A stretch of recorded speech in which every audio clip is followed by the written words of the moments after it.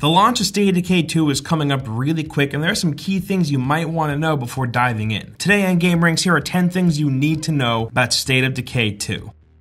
Starting off at number 10, State of Decay 2 will feature 3 playable maps that you're able to bounce back and forth between. There's Cascade Hills, which is located at the bottom of a mountain, Meager Valley, which has a lot of farmland, and Drucker County, which is located next to a giant gorge. Each map will have its own theme, visual style, climate, and culture. Each map is also roughly the size of the map from the first State of Decay. It's cool to see Undead Labs expand upon the size of the first like this, instead of, just giving us a sprawling open map. Giving us 3 separate bigger maps is a pretty cool idea. Metal Gear 5 The Phantom Pain did something similar, and I loved it there. I think it does a good job at fighting the open world fatigue a little bit.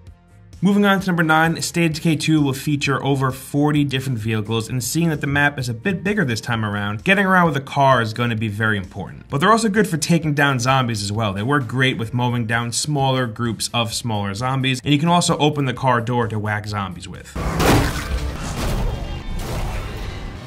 But the real fun comes from upgrade kits. You're actually able to find upgrade kits out in the world, whether it be from a trader or ones that you craft back at your base, and these upgrade kits will help you transform your vehicle into a more weaponized machine. And moving on to number 8, Undead Labs has stated numerous times that State of Decay 2 will not feature any microtransactions, which is obviously good news. For a while it was rumored to have them, but the community manager took to Reddit to squash that rumor. It will, however, feature paid DLC, although none of that DLC has been outlined yet. I would assume that it's going to be similar to the DLC from the first game. One added a sandbox mode, and the other was actually a pretty good chunk of story DLC where you got to see everything happen from the military's point of view. But yeah, this is definitely a model that I can get behind. While I don't think that all microtransactions are as bad as we make them out to be, I will admit that overall, a game is definitely better without them. Coming in at number 7, just like the first game, State of Decay 2 will feature a day and night cycle. This time around, Undead Labs made some tweaks to it to make it a bit more difficult. Unlike most other games where nighttime is kind of like bluish, so you're still able to have a good line of sight, Undead made it pretty much black in State of Decay 2, so it's a lot harder to see. And it being a lot harder to see means you won't be able to see certain enemies, and it also makes exploring a house that much more dangerous. I mean, the zombies do visually have red eyes, so you will be able to see them, but still it'll be very easy to walk into a group of zombies that aren't facing you. By doing this, Undead has made it super dangerous to go out at night. It seems that they're a bit more rabid too, the zombies, I mean, not Undead Labs, but I don't know if they're hard like the Dying Light zombies were at night. And at number 6, the Blood Plague is one of the new features that we'll be getting in State of Decay 2. While playing, you may randomly get attacked by plagued zombies, which will cause you to become infected with the Blood Plague. When infected, your health will continually deteriorate until you die, but the Blood Plague is curable, and to find the cure, you'll have to locate and destroy blood hearts. But finding them may be difficult, and even if you do find them, they usually do attract zombies, so not only are you fighting a slowly decreasing health bar, but you also have to fight off a nice group of zombies as well. Turns out, State of Decay 2 really wants you to die, so make sure you're being careful out there in the world. And coming in at number 5, while the main focus of State of Decay 2 is surviving and not getting eaten by zombies, another big focus point is the base building. That's what you're going to be working towards the entire game, building up a strong, functioning community. You'll have farms where you can grow food to keep your community fed that can also abandon any food processes to make medicine if you're in need of it. There are also certain mods that you can install in your base like an OG Xbox, and building one of those will work towards boosting morale. If you're really into micromanaging in games, you're really going to be into this. You do have to protect your base and outposts as well though, so keep that in mind because they can be attacked by zombies or bandits.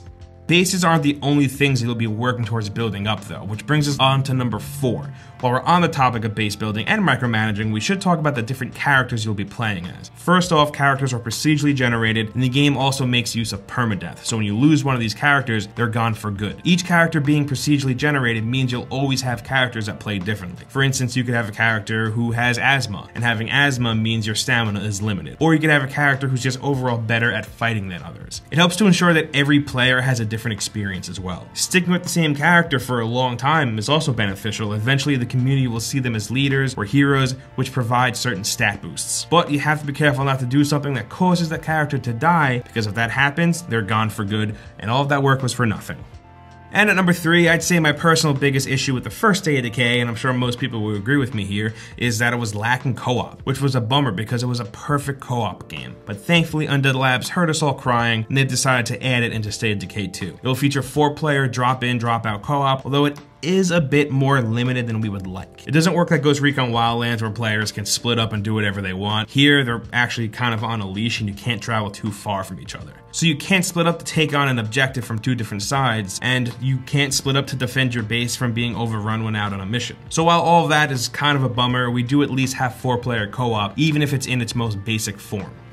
And at number 2, while we are on the topic of co-op, it is important to know that there is no PvP. There's also no friendly fire, so you can't accidentally kill another player. Undead Labs said that leaving friendly fire out of the game was intentional because this is a co-op game and the whole point of it is to be working together to survive. So being able to accidentally kill your friend in a PvP mode just didn't really make sense for the overall theme that they were going for.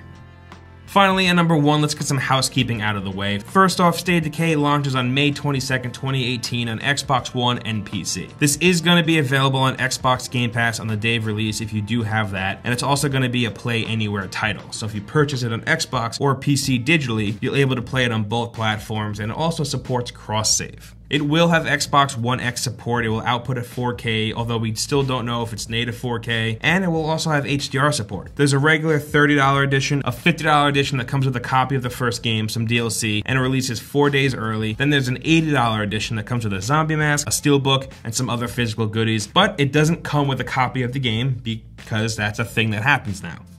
And those are 10 things you need to know about State of Decay 2, but we want to hear from you, so meet us down in the comments and let us know what you think. How do you feel about the co-op and how it works, and are you just overall sick of zombie games? Let us know. And as I'm sure you already know, hitting the like button really helps us out, and if you're new here, subscribing is a good idea because we put out videos like this every single day. As always, thank you for stopping by to hang out with us, and we'll see you next time right here on gameranx.